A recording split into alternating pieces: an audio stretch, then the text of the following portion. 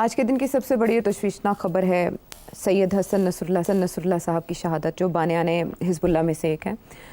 اسرائیل کے اٹیکس ایک ہفتے سے بہت شدید ہو گئے تھے اور اب کی بار لیبنان کو نشانہ بنایا جا رہا تھا۔ آپ سب نے وہ خبر سنی جب واکی ٹاکیز کے ذریعے بھی دھماکے کیے گئے جس میں سویلینز شہادتیں ہوئیں۔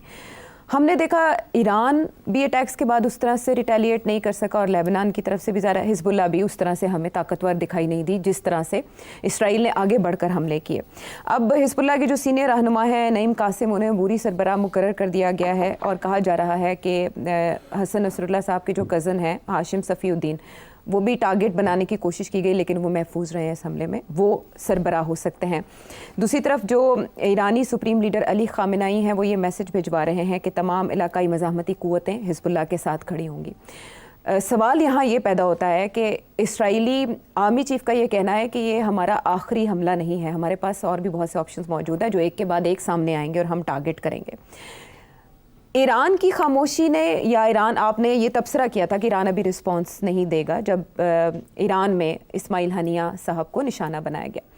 کیا ایران کی جانب سے ریٹیلیشن میں تاخیر نے ہلہ شیری دی اسرائیل کو، اور اب آپ کے خیال میں کیا یہ ایران کو ٹریپ کرنے کا کوئی منصوبہ ہے؟ اس طرح سے ٹارگٹ کرنا حزب اللہ کے سربراہ کو کتنا بڑا نقصان سمجھتے ہیں آپ؟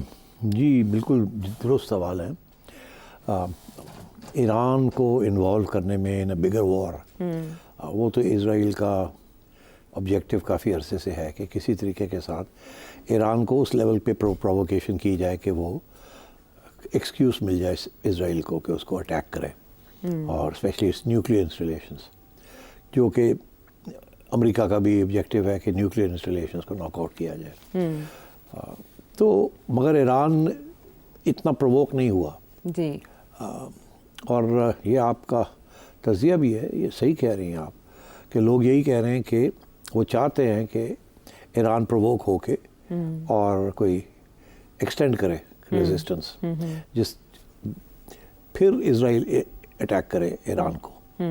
اب اسرائیل کی طرف سے 2-3 پیغام دیے گئے ہیں۔ ایک کا ذکر ابھی آپ نے کیا کہ وہ کہتے ہیں کہ ہم اور بھی اٹیکس کریں گے۔ دوسری یہ کہ جو یونائٹڈ نیشنز میں نیتانیاہو صاحب نے کہا ہے کہ ہمارے پاس ایسے ہتھیار بھی ہیں کہ ہم ہر کونے میں پہنچ سکتے ہیں، ایران کی ہر جگہ پہنچ سکتے ہیں۔ اور تیسری بات یہ جو نصراللہ کو اسیسینیٹ کیا ہے، اس کے ساتھ یہ واضح ہو گیا کہ وہ جو ساری ٹیکٹکس تھے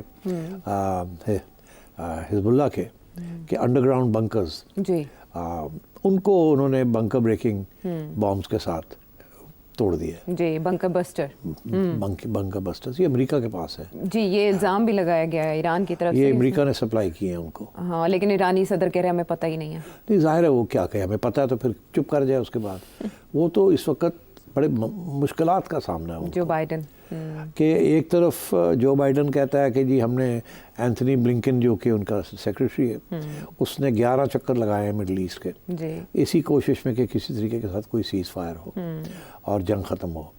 ایک طرف تو یہ وہ دکھانا چاہتے ہیں، دوسری طرف جو فنڈنگ ہو رہی ہے اسرائیل کی، کانگریس سپورٹ جو مل رہی ہے امریکن کانگریس سے، اور امریکن کی جو اندر جو اسرائیل کی جو لابی ہے ان کی طرف سے جو پیسے مل رہے ہیں اور حمایت مل رہی ہے، وہ ایک الگ بات ہے۔ تو اس لیے نیتانیاہو کو تو کوئی کسی قسم کی پریشانی نہیں ہے، he has the full support, جو افیکٹو سپورٹ۔ اب اور جب بھی کوئی ایشو بنتا ہے تو امریکنز جو ہیں وہ ویٹو استعمال کر کے ریزولوشنز کو ختم کر دیتے ہیں۔ اچھا، اب میں سمجھتا ہوں کہ اسرائیل کی یہ بڑی سوچی سمجھی یہ اسٹریٹجی ہے کہ حزب اللہ کو نیوٹرلائز کیا جائے۔ اب میں آپ کو بتاؤں کیوں۔ دیکھیے، حزب اللہ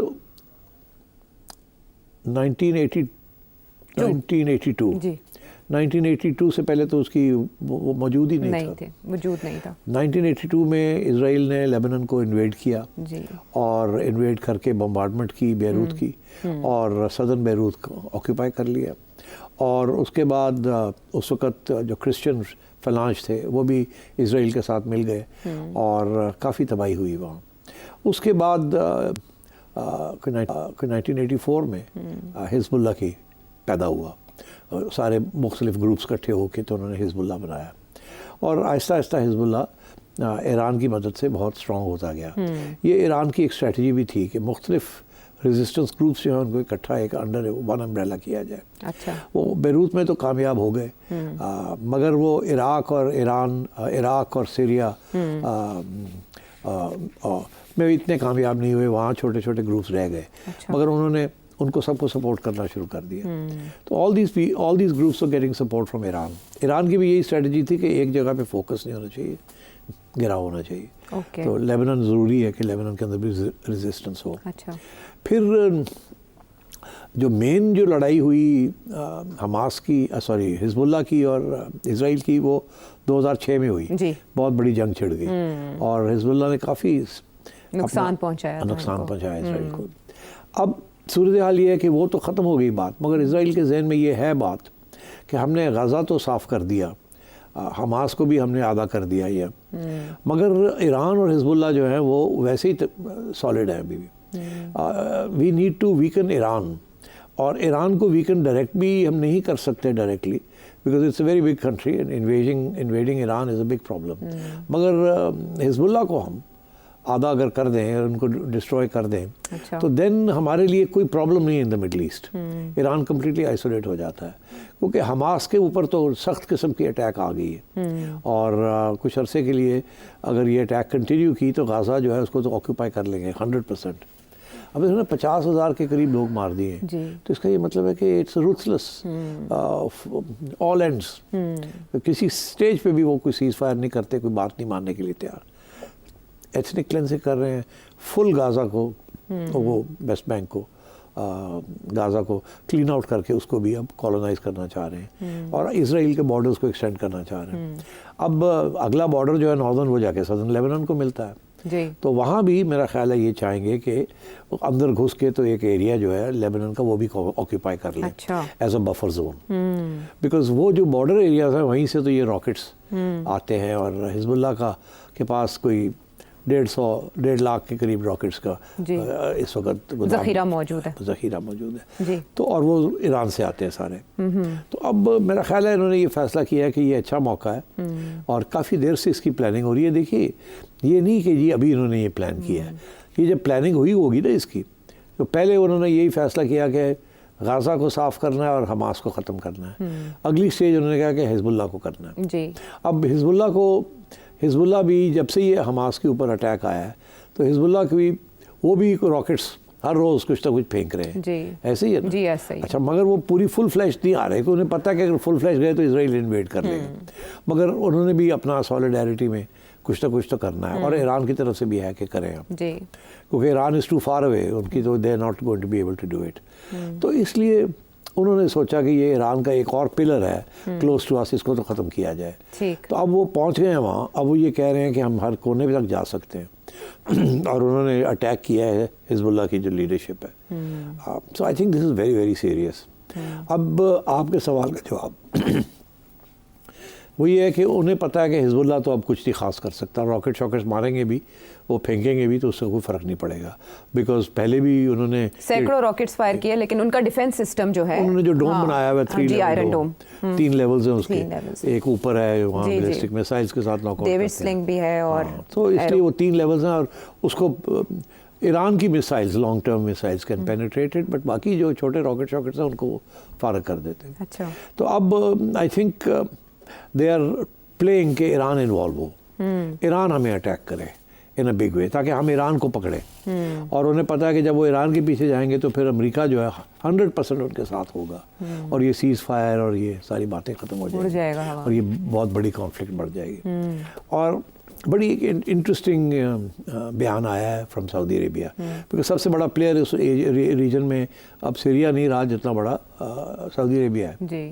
سعودی عربیہ کی طرف سے جو بیان آیا ہے وہ بڑا انٹرسٹنگ ہے۔ ایک تو یہ کہ ہم کسی صورت میں اسرائیل کو نہیں ریکگنائز کریں گے جب تک یہ فلسطین کا مسئلہ حل نہیں ہوتا، پہلے وہ تیار ہو گئے تھے, اب کہتے ہیں کہ نہیں, کہ جیسے وہ پہلے تیار ہو گیا تھا ریکگنائز کرنے کے لیے انڈر سرٹن کنڈیشنز. پھر آگے اور ان کو ایران کا تو پرابلم ہے نا سعودیز کو, یو اے والوں کو بھی ہے, تو they are caught between their sectarianism and leadership of the Islamic world issues, internal issues to Islam, to the world of Islam, or as compared to the issues with the Western world. Saudi Arabia, UAE, but tied hai, they're tied into the Western network, whether it is economy or society. اب دیکھیے نا سعودی عربیہ میں بھی جو reforms ہو رہے ہیں, westernised کر رہے ہیں نا, جی ماڈرنائز کی جگہ پہ ویسٹرنائز ہو رہا ہے. بیچز بنیں گی, یہ ہوگا, وہ ہوگا, ٹورزم ہوگی. تو ٹورزم تمہاری میری تو نہیں ہوگی نا, ٹورزم تو امریکن ٹورسٹ کی ہوگی, ویسٹرن ٹورسٹ کی ہوگی. وہاں گیمبلنگ کسینوز بنیں گے, وہاں بیچز بنیں گی, and so on and so forth. So they are tied to that. تو اس لیے میرا خیال ہے کہ اب رہ گیا صرف ایران. اگر وہ حزب اللہ کو ڈیسیمیٹ کر دیتے ہیں یا ڈیگریڈ کر دیتے ہیں, ڈیسیمیٹ تو بڑا مشکل ہے عوامی تنظیموں کو, مگر ڈیگریڈ کرنا, تو دین ان کی یہ میرا خیال خواہش ہے کہ ایران پرووک ہو جائے.